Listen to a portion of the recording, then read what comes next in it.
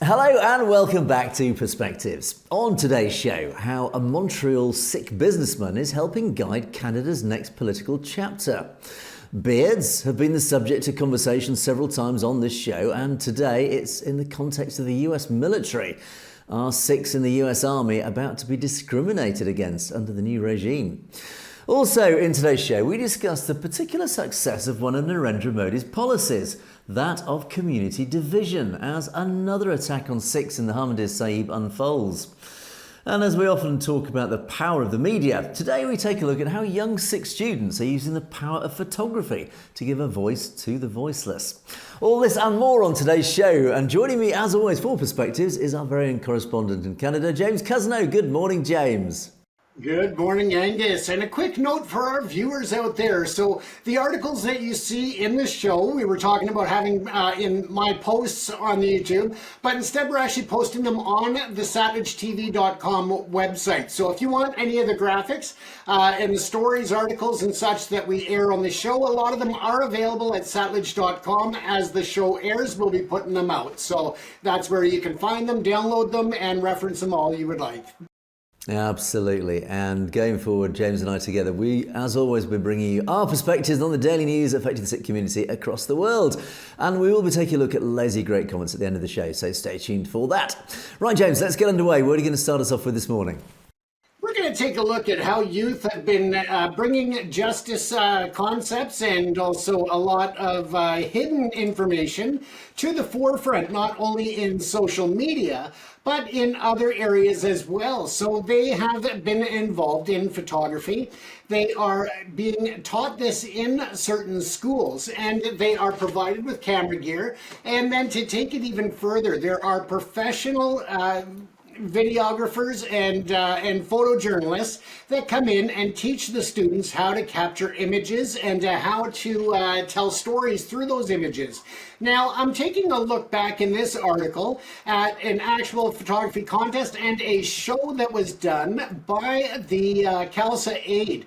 And this goes back to 2019, but I thought that it was a really timely story because there are other projects that are coming out in 2025 that harness the same concept, and that is arming the students with cameras and the skills in order to tell the important stories of not only the modern day Sikh struggles, but those of the past. And they have been capturing people and sharing their stories, going back to the genocides of the 1980s, as well as even a few that went back to partition that were still able to share their stories. So it's a great way for them to learn about documenting history, but also sharing very powerful stories, not only with the Sikh community, but sharing the Sikh community stories with the entire world. So with this exhibit here, this one here was called the Lapata, and that and the Left Behind, and that was an exhibit which displayed poignant images of families and others that were impacted by the disappearances of the 1980s and the 1990s. And again, the examples that were shown through the site, and I have referenced that down at the bottom of the image above. So you can see here that the website is there for you to actually take a look at the contest that they did in May of 2019. And I'm actually looking to have a summer expose and actually invite people from both Canada, the US, the UK, and of course India to submit original photos and have a contest of people or for people to share their images, their video clips, and tell a story with us. And we'll feature those on the website as well during the summertime. So you can get your cameras warmed up, start capturing video images, and start writing up a story to go with them. And then you'll be able to submit those directly to me at james.cousineau@savagetv.com. I'll be reviewing them, and Angus as well, and we'll just kind of take a look and we'll share some of those on the show and others on the website. So I think that it is an opportunity for them to see how the students have been using it, but also how anybody in their daily lives can take their camera in their phone or professional cameras and capture images and really inspire people from today's youth. They can inspire everybody to do the same thing in terms of sharing that valuable information, the historical lessons, and unfortunately the historical devastation that has hit the communities as well. So again, this particular exhibit was actually displayed in Vancouver, and then they also took it to Montreal, Toronto, and several other cities. And it was very, very successful in that. Unfortunately, of course, we saw the following winter, we saw the pandemic hit. So it didn't, I don't think, reach as far as they had hoped that it would. But we're seeing, again, a resurgence in this program for youth to be involved. And I would like to take it a step further to invite everybody to get involved in this, to share these important stories. Because if they are not passed on and documented, then they may be lost forever. So let's get together. Angus and I, when we're researching information when it comes to a lot of historical events, there are some that have been scrubbed from the internet, or the documents themselves have been lost through the genocide, through the riots, through the attacks, and so much more. So those are not available. So people who may have firsthand knowledge could really help to solidify the history book, so to speak, Angus. I think that it's great. And of course, it empowers marginalized voices. It is a great way to give voices to those who may feel silenced in the world, Angus. Absolutely. The old phrase, a picture paints 1,000 words. Photographs are extraordinarily powerful media to not just portray a story, but also as a historical record, an archive. And as you rightly said, James, when we research stories, we look at images from the past. I mean, 1984 is a prime example. There are, I would say, a few photographs of the genocide and the attack on the Hamdi Saib available in the public domain, but there are not many, and you see the same old ones over and over again. But those images become the defining images of that era, of those events, of those terrible events, and that is the power of those photographs. They actually define what happened. They become history in themselves. And that is why photography, as well as video, but certainly photography, has this particular, almost unique power to bring a lens on the past to today. It is that literal snapshot of that event. And but of course it does refer to everyday lives as well, our everyday lives. And you only need to, when you look back at your old photographs from decades ago when you were younger, and you look at these photographs, and of course it evokes all those memories, those happy and sometimes sad memories. But it is that literal instant snapshot, and you often think, oh, I wish I had more, I wish I'd taken more of that. And that's the message. It's get out there, get taking photographs, record, archive. Now, many people in the community have done this. And I mean, I really we take our collective hats off to those archivists who've dedicated almost their lives to recording and archiving Sikh history, particularly the terrible events of the 1980s and 90s. And many have actually literally sacrificed their lives. They have given the ultimate sacrifice for that very act, for trying to archive and collecting the evidence to do that. But get out there, do take photographs. It is such a powerful medium. You don't even need to be that good a photographer these days. I mean, I can't take a good photograph to save my life, but everybody's carrying a mobile phone around with them. These mobile phones now have such extraordinarily powerful cameras that just does everything for you. It does the focusing, it does everything. You just literally just point and press, and hey presto, you suddenly got an amazing photograph. So there is no excuse. And I think that's a great idea, James, about sending in photos. Get out there, take some photos, and I invite our audience. Why not just take some photos of your everyday life? Anything to do with the Sikh community, send it in. Get a photograph, whether it's the Gurdwara, whether it's your everyday life. It's always interesting. We'll show these on the program because it's actually quite fun. We love a lot of audience interaction. We do have some great interaction from our audience in the comments section. It's really wonderful. So obviously to get the the feedback, but also to have that conversation with our audience. And if you're sending in photographs, we will, if you want us to, we will be happy to post up some of these photographs, give you a shout out even, whatever it happens to be. It's great for that interaction. It's also fascinating, and it is a fascinating insight to all your lives, our audience's lives. It doesn't matter if you're just an ordinary person like all of us, we're all ordinary people. There's nothing more fascinating than taking a look through taking a look at somebody else's life. It's like walking, I have a secret sin, it is in the evenings. When it gets dark, I love walking down the village street and looking through people's windows. Just that little, it's like a photograph. You're getting that vignette of somebody's life, just their ordinary lives, living their ordinary lives. That is the power of a photograph. So send us your photographs. We'll happily talk about them, show them up. And yeah, great idea, James. There you go. And let's not forget that every photographer started somewhere. And that place was taking pictures. They experimented, they learned. They didn't have to know the camera, the settings, everything else. That is something that you learn through experience. And I personally have, almost 500,000 photos in my personal collection that I've taken over the years. I've had over 5 billion views of my photos on the internet. And I started out as a kid with a camera, and that's how I got started. So let it inspire you that no matter how junior or how amateur you are at photography, get started and share it. And I'll take it a step further that we're going to, we'll have a contest in the summer, and we'll gather all these photos, and we'll actually have people online where you'll be able to vote on what you really enjoy, and I'll personally put $1,000 in a pool to split between the top 3 winners of the contest. So let's make it happen, folks, and we'll see if other people out there want to throw some other prizes in the pool, and we'll do that over the summer, but get started now. With that, of course, we are looking at this documenting history. But there are other ways in which the Sikh community is inspiring not only the common day, which will be history tomorrow, but again, the direction of our future. And when I bring that up, there is a Montreal businessman by the name of Mr. Chadha, and he is a Sikh in Montreal who came to Canada many years ago.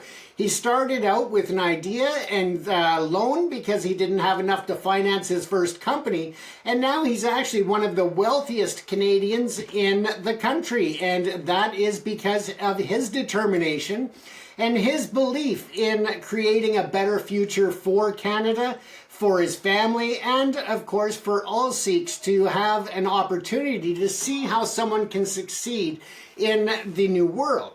Now, he actually held a big dinner and event, and they say it was at his house with 500 people that showed up for this event. So, it sounds more like a palace than it does a house. I sure couldn't fit 500 people into my house, but at the end of the day, just the fact that he did this, and the reason why was because he believed in Mark Carney coming forward as the next Prime Minister, as the next Prime Minister of Canada.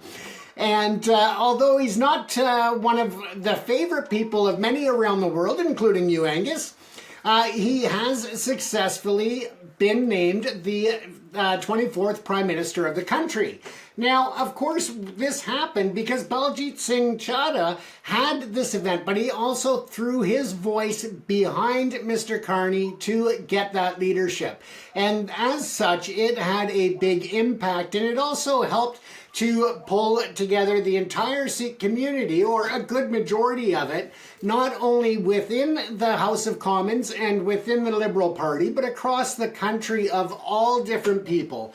And it really helped to make that happen. And he really wants to be a part of leading Canada into the future. And that's why he stood behind Mr. Carney to be the next Prime Minister, which has happened. And so he was instrumental. So it shows that the Sikh voice is not unheard. It shows that the Sikh community coming together can definitely deliver results for a betterment of not only Canada, but the impact that can have, like a pebble in a pond, the ripple effect internationally can definitely help as well. Now, of course, Mr. Carney has just been named the Prime Minister, so the proof is in the pudding, as they say. We'll have to watch and see how this turns out, see how he leads the nation, and also don't forget that there is a pending election in Canada. That has to happen before October. And with that said, it is more likely that it will be called sooner than that. It can be called at a moment's notice for what we call a snap election in Canada. And that is where the proof will really lie in terms of the confidence of the country as a whole, not only to bring him in as the new leader of the Liberal Party, which in Trudeau leaving gave him that automatic role of Prime Minister, but to look at how the polls and the actual election results speak. And that is where it's going to be very important. And with Mr. Chada's support, I think that it really shows a confidence in Mark Carney as to what he will do and how he will represent the Sikh community. In this story, I've actually tried to research a lot of information, or any information, on Mark Carney's involvement with the Sikh community, his support of different initiatives. And of course, because he's coming in from the private sector, not from government in terms of politics, there's not a lot out there in the public realm. However, he always has been outspoken when it comes to human rights, when it comes to the rights of minorities, and when it comes to equality. So I'm hoping that all of the events and the support of the Sikh community really stays in his mind when it comes to actual representation and ensuring that the Sikh community is protected, that India is held to account for their foreign repression and their foreign interference, and that he doesn't back down in light of other challenges that we face ahead of us. We are one nation as Canada. We are one people, and it doesn't matter where you come from or the God that you pray to. We are all one people. We are all Canadian, and we are proud to be that. And this just shows another level of the community coming together, Angus, and helping to drive the future of our nation here in Canada. Indeed, and I think this is a very typical story in many ways. It's yet another successful Sikh businessman, and we often pay tribute to the Sikh community in the diaspora, how they've left they've left the Punjab as families, many in some cases decades ago, and in some cases centuries ago. But there is a common theme that so many of them have made such a huge success of their lives. They've created these incredible life stories where they've literally started from nothing in these far-flung lands, whether it's Canada, whether it's Australia, whether it's Singapore or the US or here in the UK. Is so many people from the diaspora landed on these foreign shores and built a life, and many of them have built these hugely successful lives, which is really testament to the entrepreneurial spirit. And of course that central philosophy of Sikhi is to make an honest living, and that, just a simple philosophy of doing that, has propelled so many Sikhs like this gentleman into these positions of great success in life. And so he can certainly look back on his life and say, yeah, I've done my bit. So, but it also highlights the fact, this is another element to this story, and that is when these gentlemen get to these I would say positions of success, of course with that comes influence. They have a level of influence, and of course they have political influence. If you're a wealthy businessman, politics are like flies around the proverbial.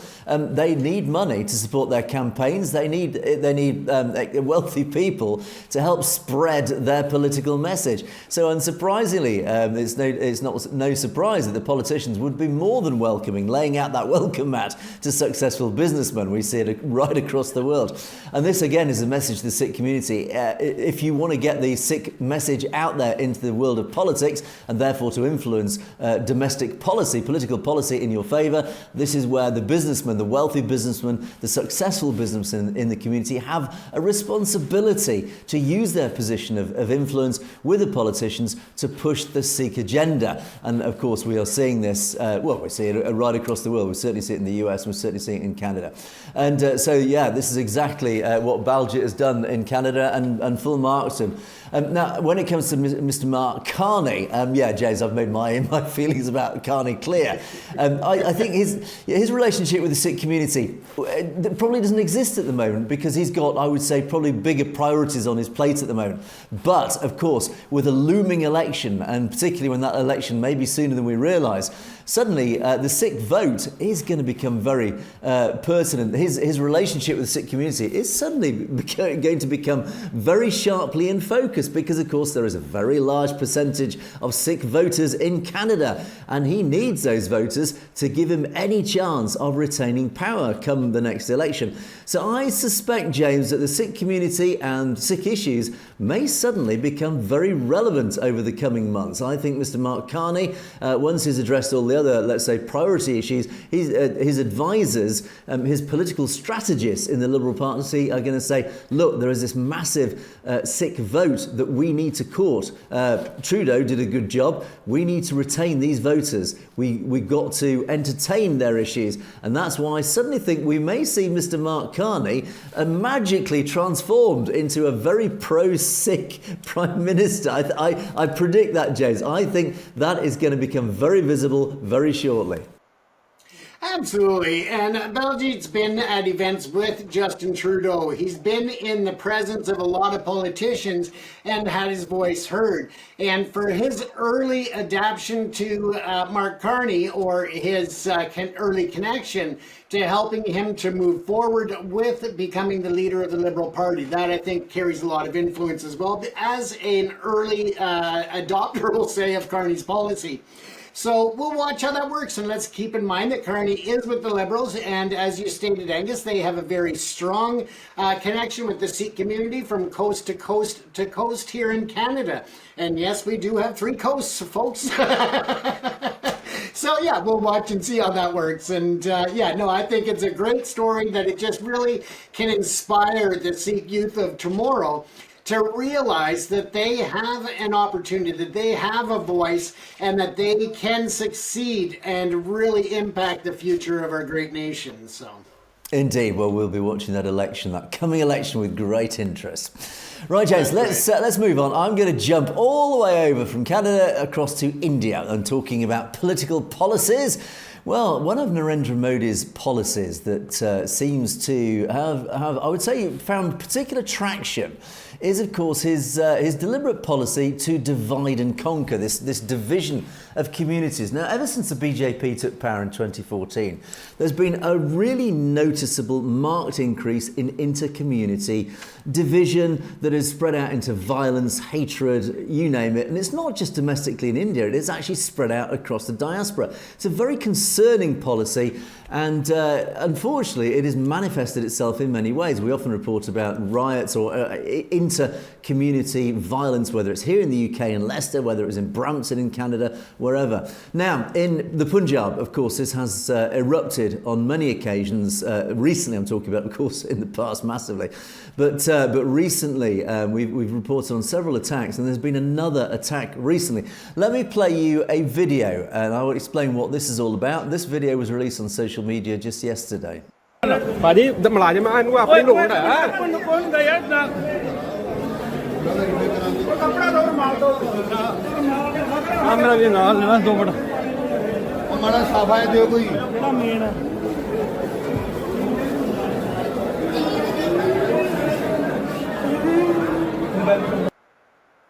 what was all that about? Well, that gentleman covered in blood was a Haryana man. He attacked Sikhs gathered at the Harmandir Sahib, marking the Sikh New Year. He used an iron rod, injuring 5 people at the Sri Guru Ramdas Sarai. At least one is in critical condition. The man was eventually stopped by Sevadars and arrested alongside an accomplice. And officially, according to the Assistant Chief Police Jaspal Singh, the attacker was identified as Zulfan from Yamunanagar, Haryana. He climbed to the 2nd floor of the complex carrying an iron rod. When a worker, Jaspal Singh, tried to stop him, he attacked him and then targeted other workers and devotees. The assailant was eventually overpowered and handed over to the police. A case has been registered and further investigation is underway. So this is a relatively small incident, but it is very symptomatic of a bigger story, a bigger problem. This is where a guy has just waded into the Ahmadiyya Sahib. I have to say, he must be slightly mentally deranged to go into literally a hornet's nest and start poking around. Unsurprisingly, he's covered in blood, because what did he expect? Unfortunately, one of his victims is in a serious condition. I mean, he's belted him with an iron rod by the sounds of it. But this is an indicative story of a bigger problem. And of course, these are the results of Narendra Modi's policies. He has deliberately, for whatever reasons, gone out there to divide the communities. And you only need to read all the thousands of comments after these stories to get a flavour of just how divisive these policies have become. Because naturally, people, I'll read you some of these some of these comments just as a sample, just give you some flavour of what people's minds are thinking. One comment: did he know people at Gurdwaras have access to swords? Of course, Kirpans. He's lucky he only got a beating. They could have chopped his head off. And again, I just refer to the fact he waded into the Ahmadiyya Sahib, of all places. Yes, there are some heavily armed people there. He's lucky he only walked away with blood pouring down his head. In fact, he could have walked away carrying his own head, according to this commenter. One commenter said, last time they sent a buyer to do biadbi, that's a sacrilege, but he was executed. Indeed, we reported on that story as well in the past, where I think there were Hindus came to cause biadbi, but it was nihangs actually in self-defense. I think they claimed at the time that this guy, the perpetrator, was basically executed. And I have to say, I have no sympathy for the perpetrator. Same should have been done to this Hindutva rat. The RSS will keep sending their minions to do attacks on Gurdwara in India and abroad. Now, this is interesting, because actually, as one comment confirms, as many others did, look, the perpetrator was a Muslim, but many in the sub are blaming Hindus. Why this jaundiced view? Now, this little snapshot of comments really gives claim to the bigger story here. Of course, immediately people are assuming this guy was a Hindu. In fact, he was actually a Muslim.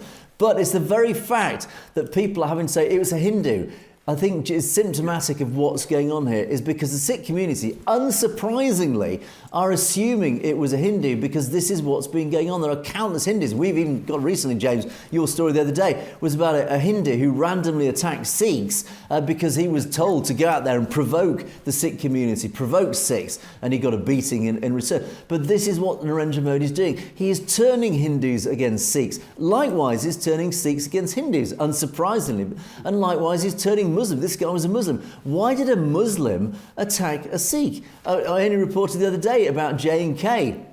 In the past, one of the massacres where the Muslims were blamed for massacring Sikhs, and the Muslims said, why would we massacre Sikhs? The Sikhs are on our side.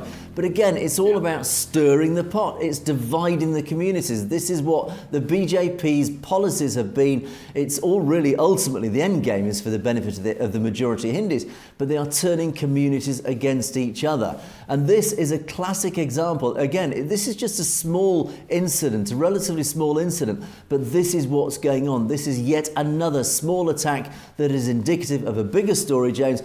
Increasing number of attacks on the Sikh community, but it's also the other communities are themselves becoming paranoid against who's attacking. Yes, the Muslim community, who are forever under the cosh in India. I mean, the right wing of India are always turning their ire and their violence against the Muslim community in India. But likewise, the Sikh community, likewise, of course, the Christian community in Manipur. This is what we're seeing all across India, sadly across the diaspora as well, but certainly in India. These minorities, all the minorities are being turned against, certainly by the Hindus, but now they're turning against each other. This is a Muslim, James. And this, again, is this dreadful this dreadful outcome of Narendra Modi's policies. It's divide the minorities. Let's turn the minorities against each other. And this is manifested itself in this one simple incident. Yeah, and I mean, let's face it, that this may be seen as a small incident in the big picture, but it actually has far-reaching ramifications, Angus. When you look at not only this event, but upcoming events, maybe Vaisakhi or others, people are going to be more apprehensive. People are going to be more afraid for their personal safety, because they're going to say, look, New Year's happened, and that was what came out of it.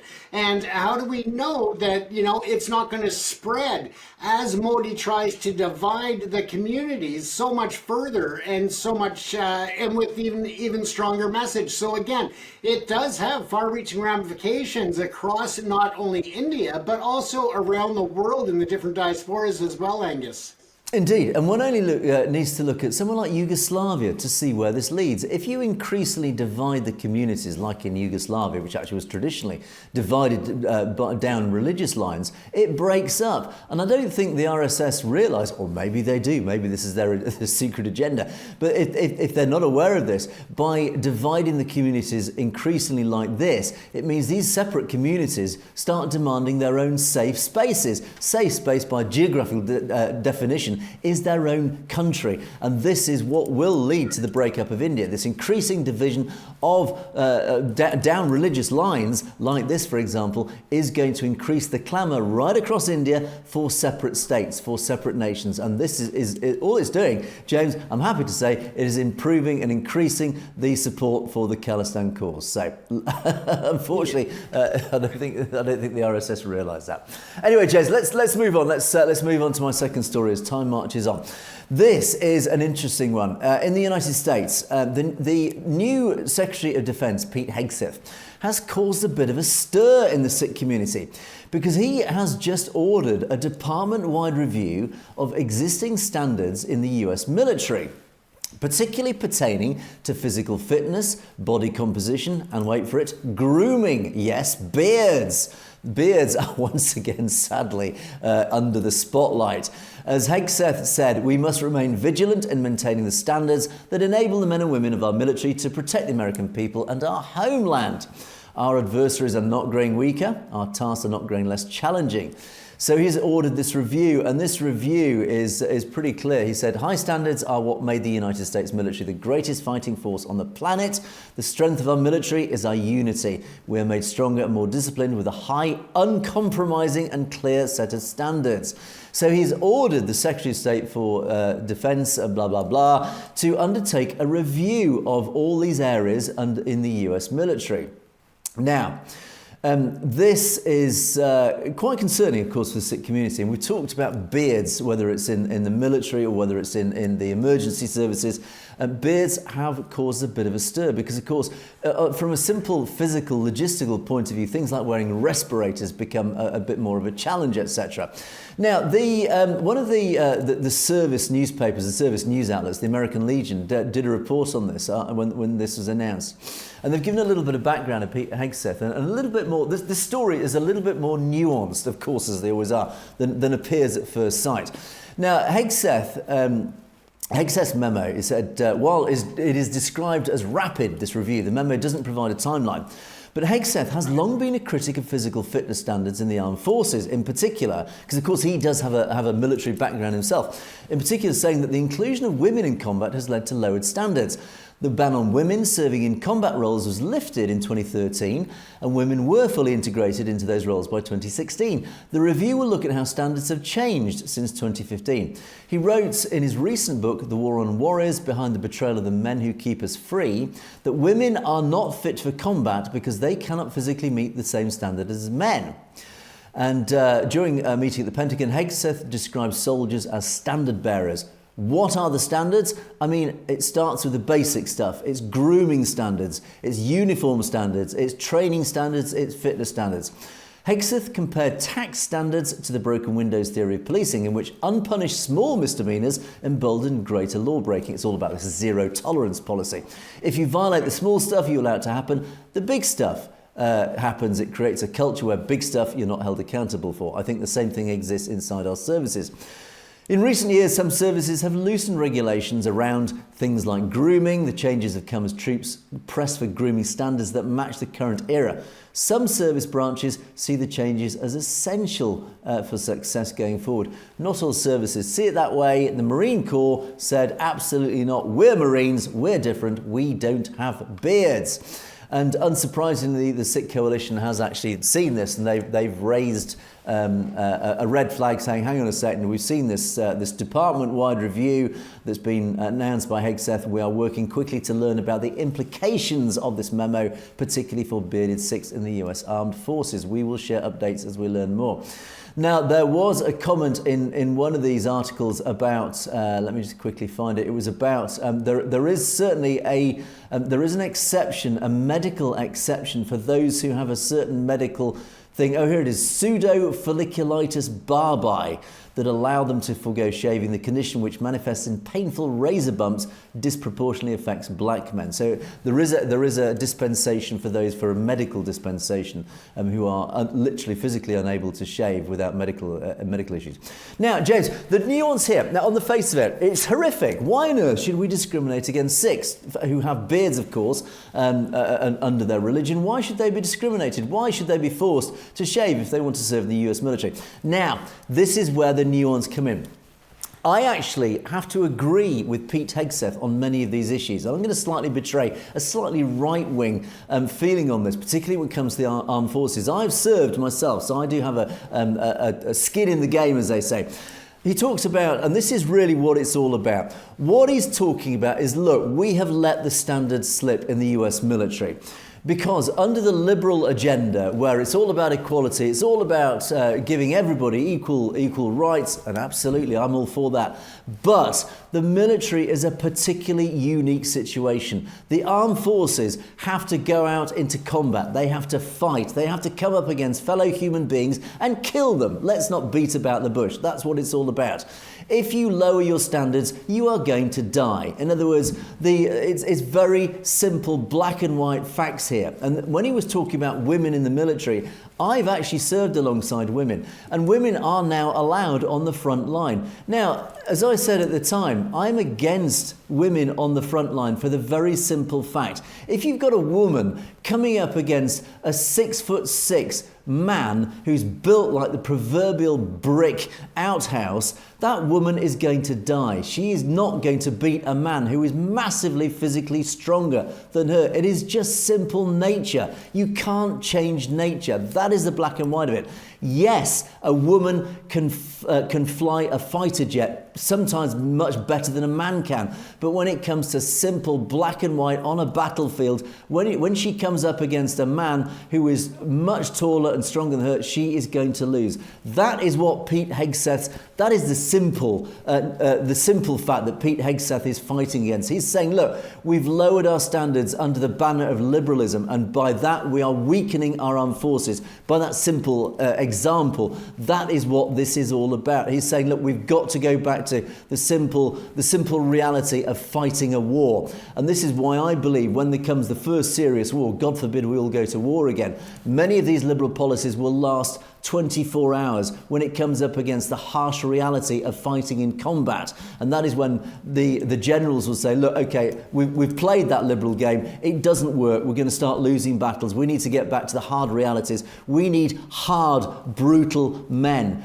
No compromises here. We need hard, brutal men on that front line to fight those battles. Yes, we can have women in the fighter jets, etc., and that women do have a role in the armed forces, but certainly not on the front line. So this is what Hegseth is on about. Now, back to grooming. This, I think, grooming is the collateral damage of this. And I think this is where the Sikh coalition, the Sikh community, can really leverage this argument, saying, look, we agree with you on many of these points in that we do need to get the armed forces back up to full strength in terms of we need to stop this liberal agenda, this weakening of the standards, whether it's the Marine Corps or whatever it is. We must get back to the simple black and white. We need to get the US military back onto full fighting strength in every element. That means, yes, we need to put women in the right places where they do belong, and they have a massive contribution in the military to make, but it is not in place in various areas where they are, where basically what Hegseth's saying is we've got to rethink this in certain areas. But there is a place, of course, the Sikh community have a massive heritage, a huge heritage. I would dare say one of the leading military heritages on this planet. They have a place in every army where they are welcome. They're certainly welcome in the British Army, and they're much welcome in the US Army. So do not discriminate against Sikh warriors. You need them in the US military. They need to carry their beards as part of their religious heritage. So you're going to have to find a compromise here, Mr. Hegseth. The message is very clear. We absolutely support this complete review of the US military. We must remove these silly liberal policies. Let's get back to the US military being one of the leading fighting forces in the world. I'm not saying it's the leading, because of course I believe the British Army is still the best fighting force in the world. Of course I would say that. But yes, the Sikh community needs to engage with the US military, with Mr. Hegseth and his representatives. We must stop this discrimination against beard. Sikh soldiers belong in the US military. You've got to find a solution to this. Solutions do exist. We've covered this, James, before. That is the end of my rant. Hopefully the nuances are clear there. There you go, but I actually take a different approach to it and a different view, Angus, and the fact that I think that as more and more women are representative of the fighting forces on the ground in other nations, I think that there is a role for women on the front line. I do believe that they should be there.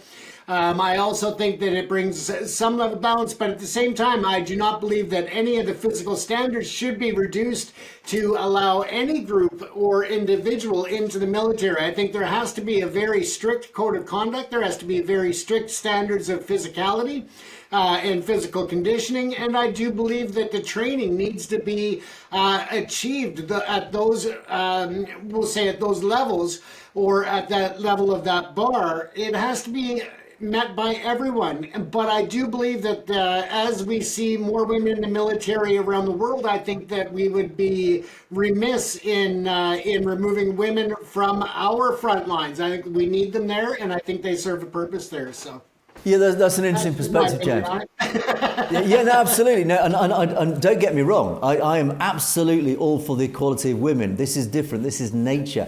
And if a woman can go up against a 6'6" bear of a man and beat him, then she deserves that place. But what I have seen firsthand in the military here in the UK, and I've no doubt it's the same in the US, is that the standards, whether in the training and the selection processes for regiments, those standards have been lowered to allow women access. Basically, they've lowered the standards so women can pass these, whether it's a fitness test, whether it's a strength test, whatever it is, but standards have been lowered. Unfortunately, on the battlefield, those standards are not lowered. There are no compromises on the battlefield, and this is why I believe, yes, if a woman can pass the standards that men can pass at that same level in terms of physical equality, then she deserves a place in that trench. She should stand shoulder to shoulder in the trench alongside the men. But unfortunately, as I keep saying, it's all about nature. You just can't beat nature. Yes, there are some women who physically I would be terrified to come up against, but there are women who unfortunately only get into the armed forces here in the UK because the standards have been lowered. And actually, and it's not just for women, I've seen the standards lowered for men as well, because so many of our young are so unfit because of just the modern society. They're so unfit is that the British Army have lowered their entry standards, their fitness tests, just because they can't recruit enough people. So now we're taking in soldiers, young men, who are just so unfit, and God forbid we do go to war, is that many of these young lads are just not physically fit or strong enough to do what they should be doing. And this is why I fear for our military in the West is that we have lowered our standards, whereas China or these other regimes have not lowered their standards. They are brutal. War is brutal. War is black and white. There is no liberalism in war. War is lethal. It is ruthless. War is nature at its very sharpest. That's my argument, James. But anyway, let's leave that one, because we could talk a whole show about that. It's a fascinating topic. And well, I'm interested in our audience. Let us know your thoughts on that. I hope no females have been offended by my stance on that. It's just that I know what nature is like. And there is, of course, women are equal in I won't say every element. They're not. We are all, men and women are different. And this is, again, I don't want to go down this rabbit hole, James. But nature has made women stronger than men in many areas, but men are stronger than women in other areas. We are different. And this is what liberalism, equality, a lot of this liberal movement are just deliberately not recognizing, is that men and women are equal in many ways, but they are the respective genders have their strengths in different areas. That is why it works. That's why nature works. But anyway, that's a whole different audience. Let us know your thoughts. That is a very, very provocative topic. That is a fascinating topic. I'm interested to know, particularly in our female audience members. Let us know your thoughts. Have I upset you, or do you agree with me? Let's see what our audience think about that one, James. Talking of which, you'll notice that I kept very quiet when it came to the physical fitness stuff. I'm not one to talk. yeah, I think many of us now would struggle to even do the 1 mile run now, unfortunately. But anyway, let's on that uncomfortable note, let's move on to our comments section. Right, Balvinderjit Nagy starts us off. The grass always looks greener on the other side, but in the case of Sikhi, it is greener. But Hindutva want to spoil it. Absolutely right. And Danny, who's been massively contributing in our comments section as usual, says, look, you dumbo, don't be rude, Danny. That's a little bit rude. I keep telling you, Khalistan it's all one big syndicate. India, Russia, China, USA, Middle East, Europe. You banders are being fooled. Lefty separatists finished the moment Biden walked out. Well, no, Danny, I think you don't really understand. Actually, the separatist movement, particularly the Khalistan movement, has actually increased, I would say, in support, power, influence, everything since Biden walked out. I think Trump, well, this again, we seem to be divided in our audience about what people think Trump will be to the Khalistan movement. I particularly think, I think he will get on board with it. And I think he will support it, but I certainly disagree with Danny when he says that the movement is finished since Biden walked out. And then Balvinder comes back and says, look, my contribution, and this was part of a long thread of argument, I've just cherry-picked a few comments here. My great-grandparents, the contribution of me and my great-grandparents is to reject Hinduism. Well, I think that's actually quite sad because Sikhi is all about tolerance. It is all about accepting other religions. Yes, I mean, I think Sikhi rejected Hinduism from the first guru, but ultimately Khalistan, what Khalistan is all about, James, it is all about accepting and welcoming all other religions. Khalistan, although it will be founded on Sikhi principles, it will be an open shop. The doors will be open to all religions, particularly Hindus. They will be very welcome in Khalistan, and that is what it's all about. It is all about equality. It is all about opening the door to everybody. Yeah, absolutely. And that's something that we talk about so often, Angus. And, and we've seen it throughout the, recent events, whether it's in Ukraine. We saw the Sikhs out there and they were giving of themselves. They were welcoming the refugees at the borders at Poland and other nations to look after them. They didn't look at, are you Hindu? Are you Sikh? Are you Christian? They just said, you're here, you're in need, how can we help you? And that's what it's all about. I don't think that it's going to make a big difference whether or not it's Trump or Biden or anybody else in the White House.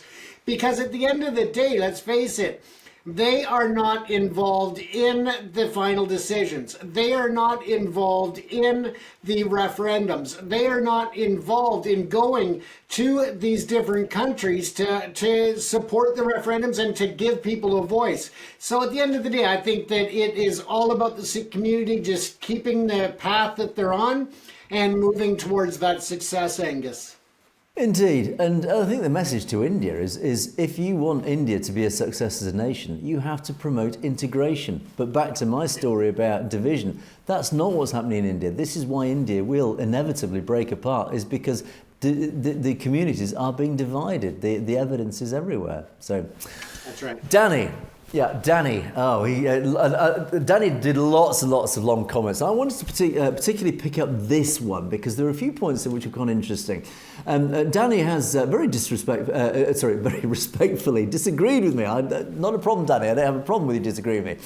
And you wholeheartedly respect, understand, and somewhat empathise with Sikhs who have every right to protest with grievances they carry.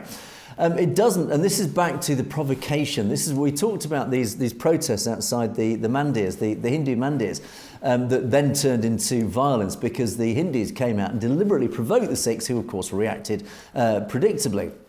As you say, some counter-protesters were doing that on the Hindu side. but the line has to be drawn, not outside a place of prayer. Now, this is an interesting point, and I get your point here, is you're saying, look, if you want to protest, just don't do it outside a house of prayer. A house of prayer, like a mandate, is supposed to be a place of sanctuary. It is a place of peace. So protesting outside a mandate is actually not fair. Let's put it like that. So I sort of get that point, actually. I think that is quite a fair point to put across. But what you're saying is Panoon directed Sikhs on a I assume you communist agenda, mean that. It makes Sikhs look bad. Now, this point I wanted to raise because, ironically, Panoon is not promoting a communist agenda, if that is indeed what you mean. The irony here is that India, as a Hindu majority nation, is based on communist principles. Now, you might not realise that, and I would refer you to many of the podcasts I did with Colonel Singh, where we went through the constitution of India. And I'll also refer you to the many podcasts I did with Bhajan Singh Binder, for example, where we talked about the relationship between the Soviet Union, the KGB, and India, particularly the Gandhi dynasty, all the way back to Nehru and all the way back to 1947. That is when the Soviet Union got its claws into India. They contributed massively to the writing of the constitution. It was written along communist lines. India is based on communism.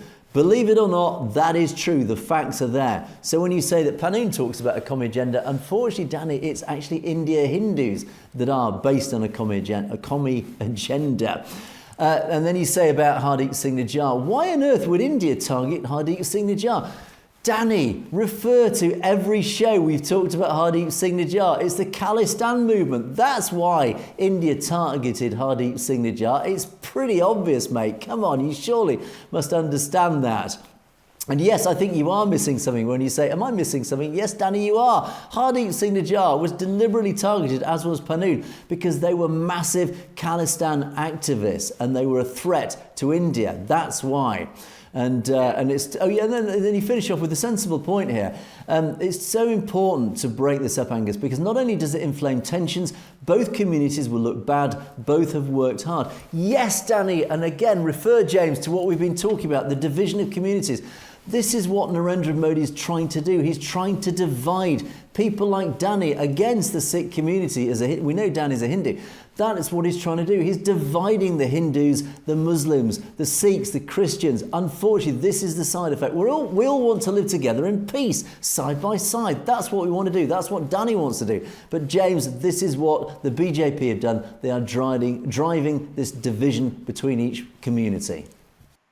Absolutely. And I mean, it is essential to understand that the India government has tried to play off Hardeep Singh Nijjar as a terrorist, as someone who is a threat to the unity of India, that's a threat to the ways of the BJP and what their governance is and what they see in the future. So that is a big part of it. When you're looking at Khalistan becoming an independent sovereign nation, you're also looking that it's going to possibly set a trend for others such as K&J and other parts of India that want to become sovereign as well. That is what Narendra Modi sees as a threat. That is what the RSS and others see as a threat. And that is the problem. That is why they are so dead set against the referendum, against the Khalistan movement, and against the Sikh movement for their own independent state. Now, when we look at the history of it, we could go on for hours about this. And if you add our shows together, you will find hours on this subject. Now, I had the pleasure of meeting Mr. Nijjar on several occasions at different events, and he was a very genuine man. He was a very friendly man. He was a very welcoming person that held out his hand to shake the hand of anyone of any faith, and that included people of Hindu faith, because he wanted to be a true leader of all communities, but he was fighting for the ability and the right to have a sovereign nation called Khalistan.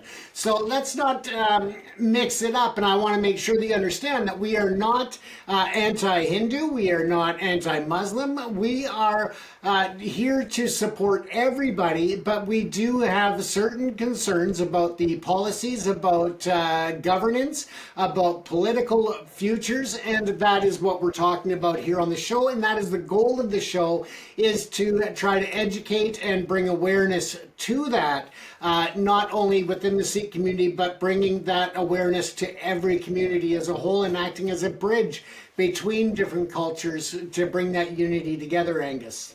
Yes, and I think that is a good point. I think we obviously talk about a lot of Sikh issues on the show, and we are very fortunate that we have a very large audience who contribute massively in our comment section. But most of our audience, unsurprisingly, are very supportive, and thank you to our wonderful audience. They're supportive of the issues, but we get very few people who actually provide this counter-narrative, and it's important that we understand the mindset of those who disagree with us. And I think, and I have to thank Danny for his contributions in the comments column, because of course he sits with a different narrative from a different perspective. And it's important that we understand his mindset. I assume it's a he. We understand Danny's mindset, because we can't deal with these issues unless we understand the other side's point of view. So thank you, Danny, for letting us know your thoughts on this. And I would point our audience, read some of Danny's comments to understand why Danny thinks the way he thinks. Why he thinks, for example, why on earth would India target Hardeep Singh Nijjar? Well, we all know, but Danny doesn't understand. And of course, Danny is probably representative of most Hindus. They don't. Why would India care about Hardeep Singh Nijjar? They don't know. And so our premise about it being educational, James, this really is what we are here for. We're here, we obviously only have a very few Hindu viewers, but those who do watch us, we're here to try and help educate them, to inform them about what really is going on. Because of course the Gaudiya media are so powerful that they have enraptured the Hindu majority people, its audience, with this false narrative. So it's important for us to inform, and therefore people need to understand what people like Danny, what their mindset is, what they believe, so that we can hopefully inform and educate, James. That's really what we're here for. Absolutely, and I totally appreciate Danny for tuning in and watching the program quite often. He comments, so it shows that he is a fairly frequent watcher of the program. And Danny, thank you for tuning in. Thank you for being a part of the show, and thank you for sharing your side of it in terms of your opinions or asking questions. It's greatly appreciated, and we love having people to feel like they can approach through the comment section to talk with us and to be a part of the conversation. So thanks, Danny.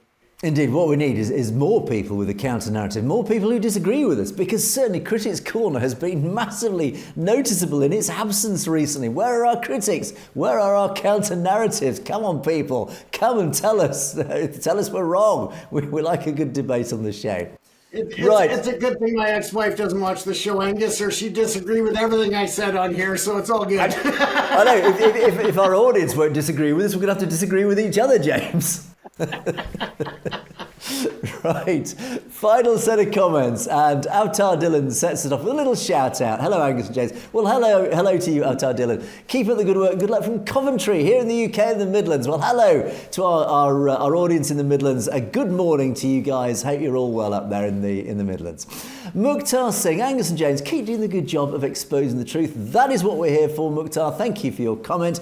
And the final comment goes to SSI Singh, one of our regulars. Thank you for an awesome program. Well, I put this comment up deliberately to turn it back on you, to our audience, to say thank you to our audience. Thank you for your ongoing support. Thank you for all your comments, which have been so interesting, so fascinating, so educational, but so supportive as well. So we couldn't do this show without you, our audience. So really, I'm turning this back on you guys to say thank you for your contributions, however small or however great.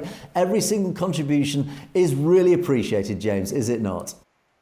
Absolutely, and don't forget that you can find the link tree there to find out where you can watch the show on other platforms, but also how you can support the channel. And we appreciate supporting it through sharing, through liking, through commenting, and through making contributions. So thanks everyone for being a part of the show, and we look forward as we work towards going live in the near future. Not the immediate future, but very near future. Watch for it. It's exciting. Indeed, we are working on it. And thank you to our audience. Our audience really are our show. You are a massive part of our show. So it's great to have you with us. But that does bring us very conveniently to the end of Perspectives for another day. Please don't forget to keep those comments coming in. All appreciated. And don't forget to give us loads of educational comments and things that you'd like us to talk about or even bring to our attention. We always love to research these things and talk about these fascinating stories, particularly historic stories. Don't forget you can message us directly at message@satellitetv.com if there's anything you'd like to bring to our attention attention directly. Send us some photos. Do send us some photos, whatever they are. We'd love to see your photos. We'll share them on the show. We'll have a quick chat and give you a shout out as well. But in the meantime, that is it for Perspectives for another day. It is a goodbye from me. It is a goodbye from James. Stay safe, everyone. You have, of course, been watching Perspectives. We will see you next time.